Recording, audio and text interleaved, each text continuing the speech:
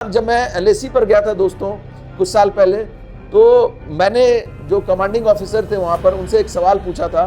कि देखिए चाइना की आर्मी बड़ी है, बहुत बड़ी है, उसके पास टेक्नोलॉजी भी है, तो कैसे जो है इंडियन आर्मी अगर लॉन्ग टर्म वॉर होता है तो कैसे जो है सस्टेन करती, कैसे अगर भिड़ंत होती है चाइनीज़ आर्मी से तो कैसे इंडियन आर्मी जो है वो उसका सामना करेगी।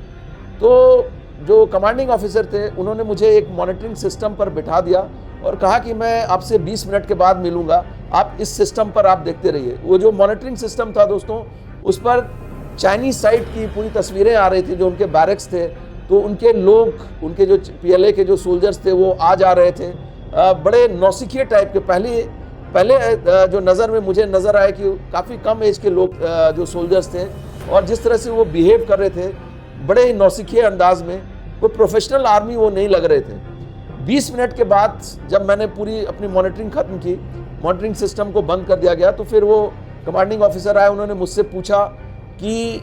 ये बताइए कि आपने क्या देखा। तो मैंने उनको बताया कि मैंने देखा कि भाई लगातार जो उनके बैरक से सोल्जर्स आ रहे थे, लेकिन वो प्रोफेशनल नहीं लग रहे थे। तो उन्होंने कहा कि यही आपके सवाल का जवाब है। इंडियन आर्मी में जो हमारे सोल्जर्स होते हैं वो इसलिए जाते हैं कि उनको देश की सेवा करनी है, इसलिए नहीं जाते हैं कि उन्हें 2 साल का समय बिताना है या 3 साल का समय बिताना है। उनमें एक जज्बा होता है, उनमें एक प्रोफेशनलिज्म होता है, और उन्होंने कहा कि यही वो जज्बा है जो चीन की आर्मी में नहीं है। और 70% से ज़्यादा इसी तरह के सोल्जर्स हैं जो कि 2 साल का समय बिताने के लिए चाइना की आर्मी में आए हैं।